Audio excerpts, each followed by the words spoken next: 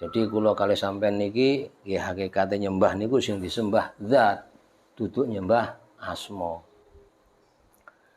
Lah teng mriku Gusti Allah dawuh syahidallahu annahu la ilaha illa huwa. Syahida nyekseni sapa ingsun, maksude Gusti Allah iku nyekseni. Nyekseni ning apane, ning gone zate, ning gone sifate, ning gone afale utawa nek wong Jawa ngarani apengal ya to. Ning gone asmane.